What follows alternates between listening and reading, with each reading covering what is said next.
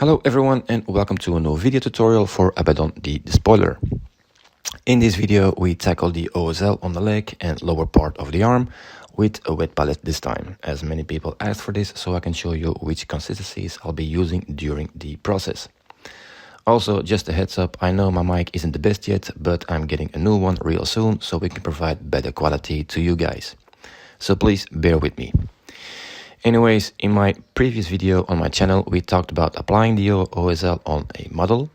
Feel free to check the video out if you want to know how I prepare for this technique. Knowledge is key, trust me on this one.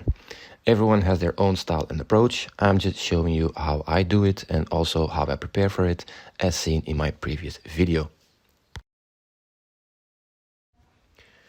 The colors I'll be using for the OSL are Burnt Red, aka Interactive, Mephiston Red from Citadel, Scarlet Red, aka Interactive, and Troll Slayer Orange from Citadel for the final highlights.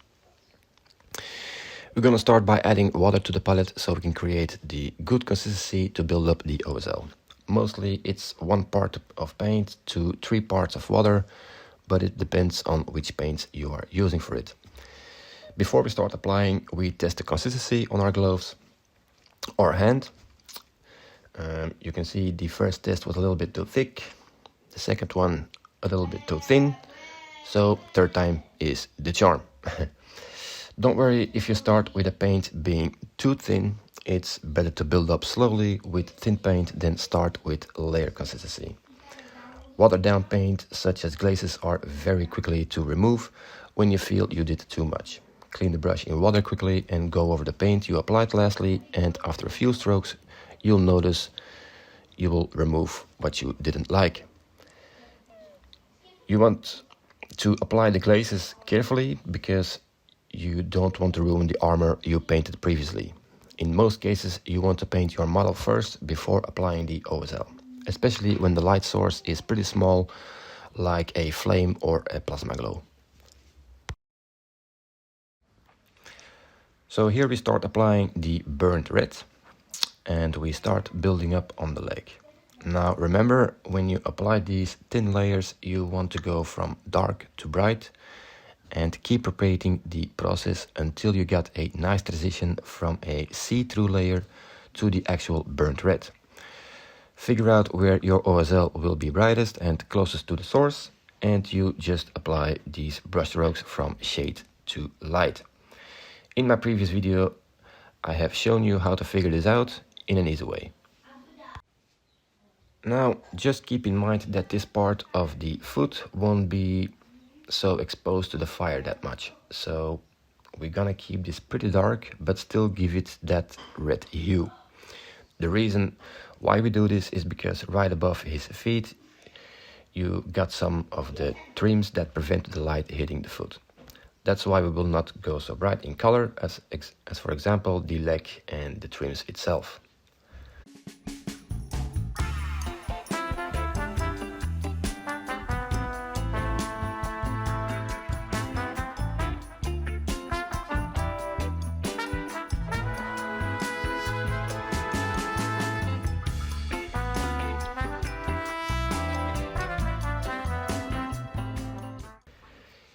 The only part you need to be a bit wary of is the trims and tubes on the legs.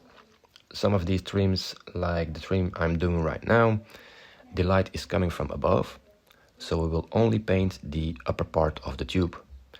So you just go over the highlighted areas and keep the lower part gray. Same as these small round trims on the side of the leg, only the top parts of it will be affected by the OSL.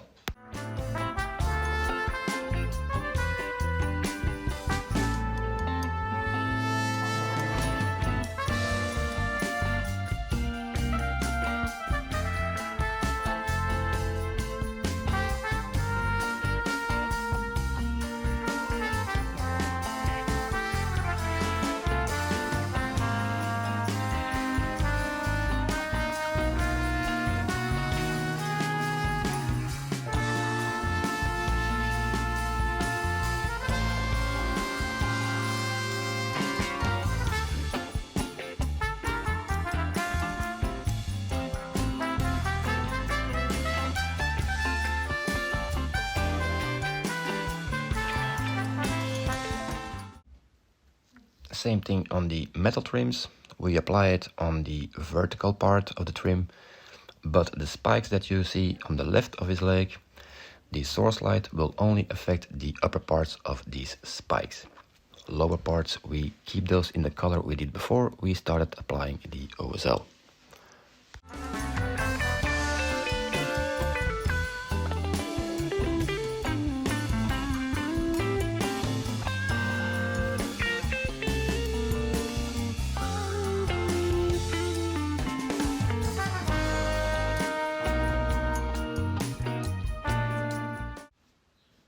You might have to apply it a few times, especially on the brighter areas, because the shaded areas will only need a hue of red, while the brightest areas need a few layers to make that red pop up on the dark armor.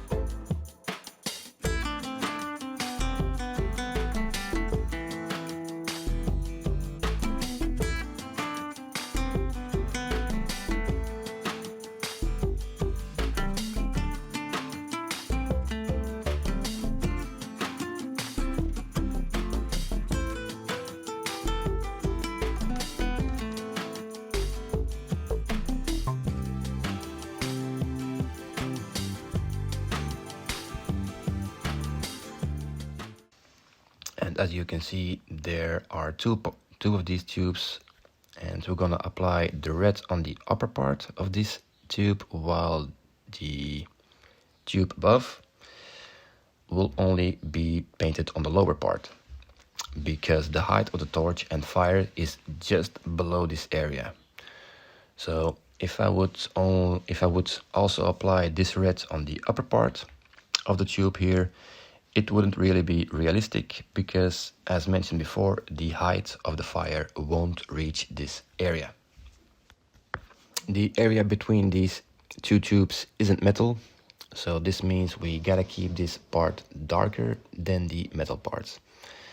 As said in my previous video about OSL, the projection of light on different materials can differ quite a lot. A reflective armor, for example, will have completely different projection of light on its surface than, let's say, a worn leather cloak. Or reflective armor versus brushed steel. So that's one of the reasons I'm doing a bit of research before I get into it, so I know how light reacts on different surfaces.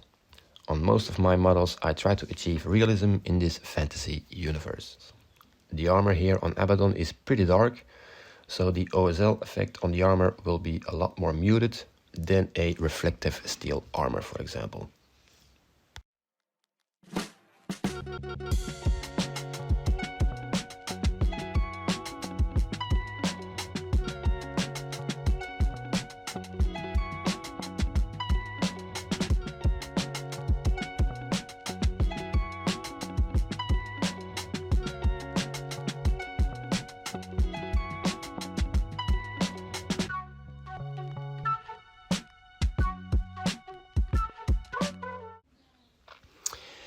this vertical tube here on the armor, because we already painted it with highlights in the metal, it will already appear brighter than when you applied it on a dark part of the armor. I prefer these tubes to be some kind of metal, so this shiny metal will appear a bit brighter in color than the dark armor next to it. But you will see that effect more when we approach the end of the video. The lower tubes, as you can see, I am trying to stay in the upper part of the tube and stay away from the lower part, because the light will not reach this area. The tricky part here is the connection between the vertical and horizontal tube. The horizontal one will receive most of the light, but the vertical tube, we will only edge highlight the trim of the tube, and we leave the area below a bit darker, because we already painted it before and made that edge very bright. This is also a reason why we keep our paints thin, so we can apply more layers to the area that are a lot brighter than the shaded areas.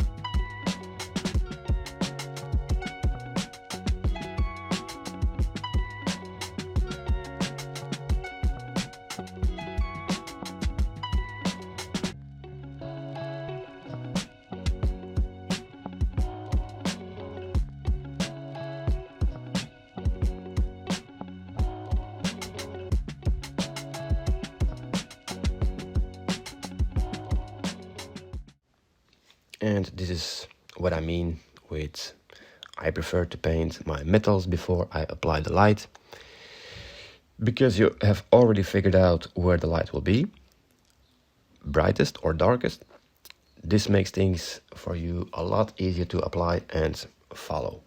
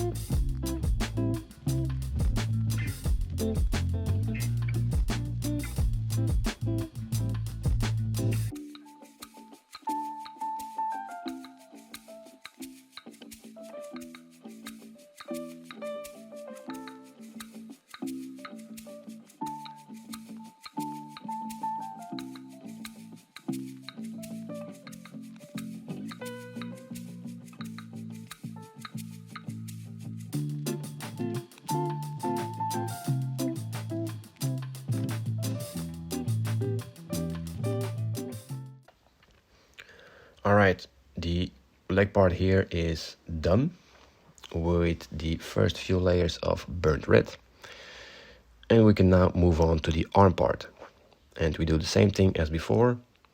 We figured out where the light will hit the model. In this case it's the lower part of the arm, because the height of the torch won't reach the upper part of the arm. I'm sorry for the wet palette cam, I accidentally hit my second camera, so that's why the wet palette cam is a bit off place. Once I notice this in a few minutes, I will correct again. I'm sorry. The part where you need to be cautious of is the trim part on the hand. There are raised areas on the trim, which means the lower parts will be affected by the fire, but not the upper parts of the trim, just like the arm we just did. one part affected by the light, other part shaded, and light won't reach it.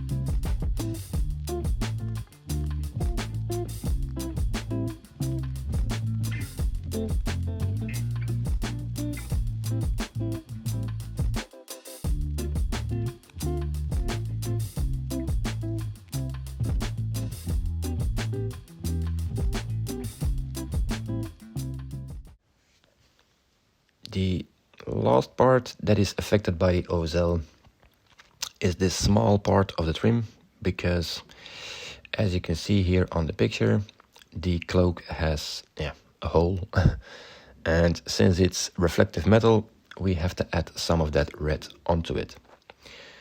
Remember, if you are not sure on where or how the light will hit the model, just grab the picture you took when you primed the model and go from there.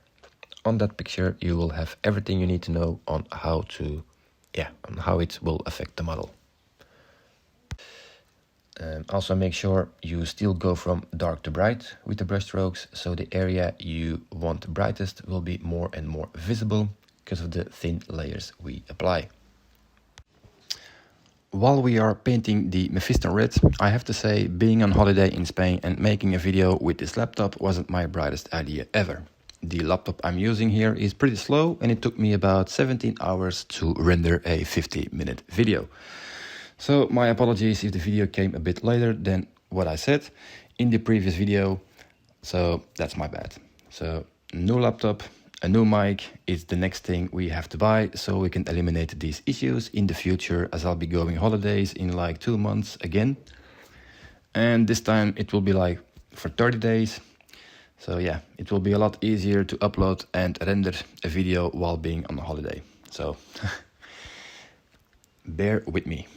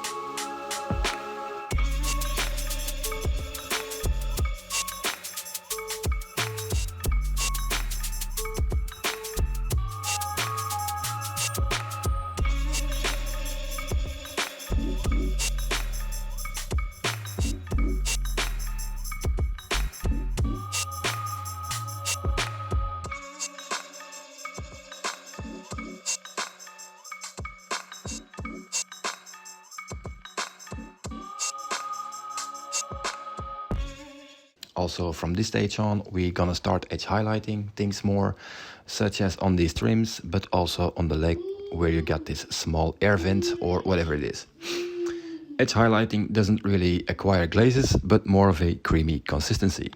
A lot of people are saying you could use the side of the brush for edge highlighting, like almost at the belly of the brush, but I don't know. You can, but it will most of the time appear too thick, especially for non-metallics. I think edge highlighting is really important to create that metallic feeling. If your edges are applied too thick, you will notice the feeling will quickly disappear. So what I've learned from this is use the tip side of the brush and apply it with almost no pressure. The final edge highlights that you'll see in the end of the video with our brightest color, the Troll Slayer Orange, we make sure there isn't a lot of paint on the brush, so we don't overflow the edges with paint, as it will be applied too thick. Look at it this way. When you dry brush over a model, you make sure most of its paint is out of the brush before you go, all nuts all over the model. Well, this is actually the same thing. What happens is the dry brush will pick up these raised edges and the paint will be applied on it. Well, it's basically the same thing here, but with a fine tip on the brush, and of course smaller areas, as we try to pick up these edges and make them stand out a bit more. But you will see this in a few minutes once we reach this part.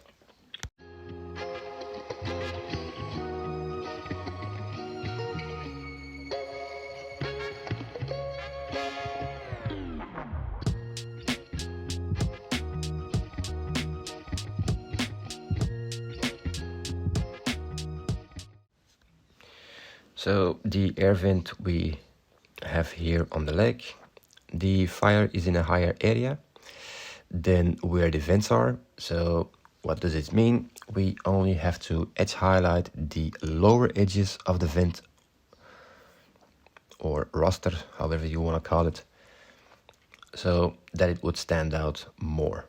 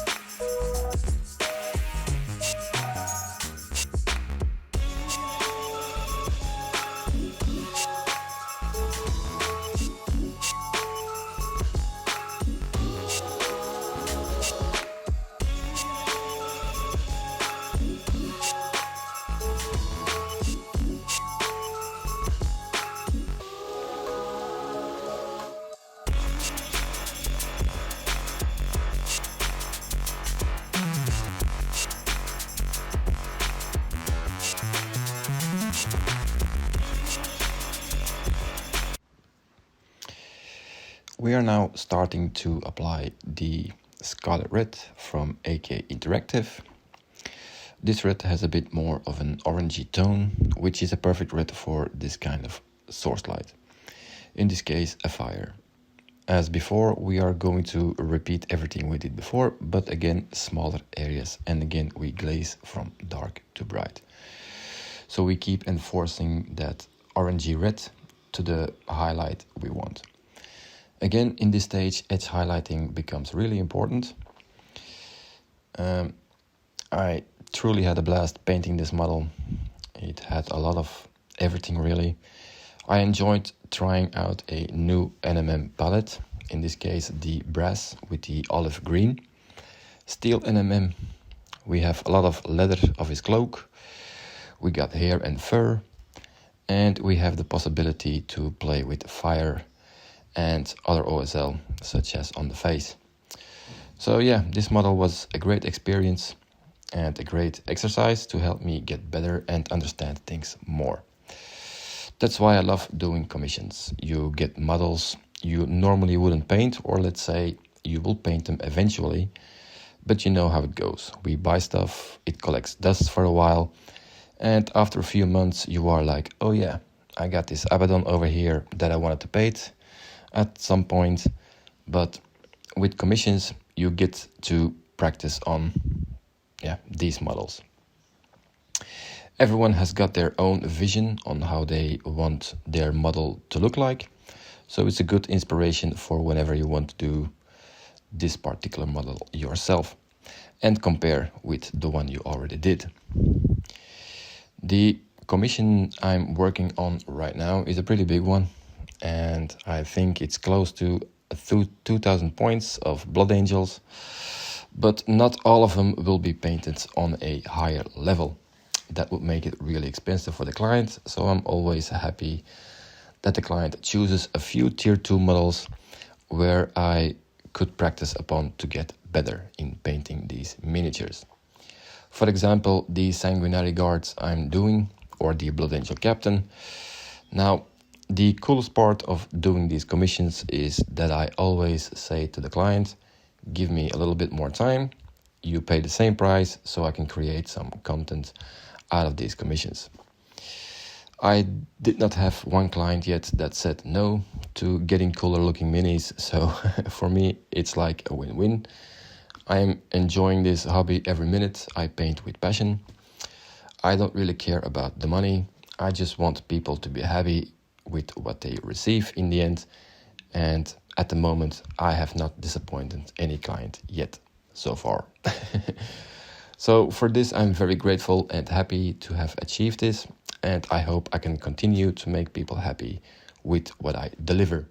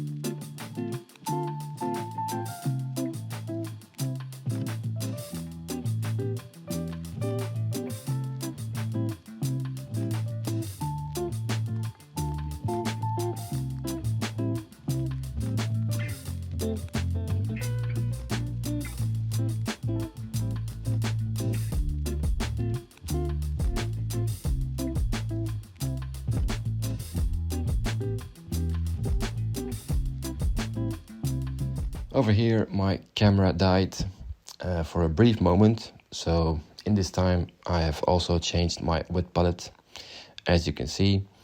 But we are now at the final part of the video, and we have reached our beloved Troll Slayer Orange from Citadel. This is our final highlight and will be applied on the edges and also on the metal parts like the trims and the tubes.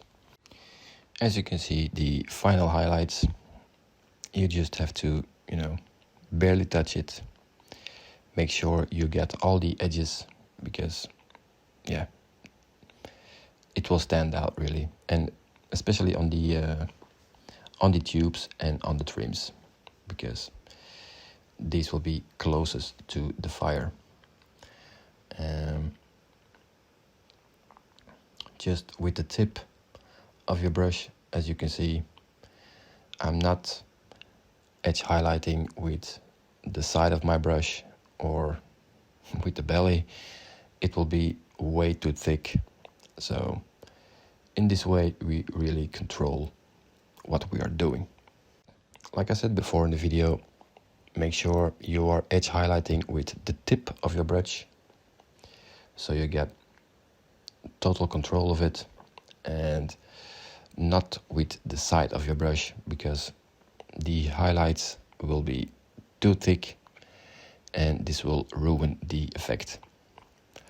So just focus, and especially the metal trims, the tubes, those are really important. The air vent on the leg, the lowest parts of the vent, is really important to, edge highlight those.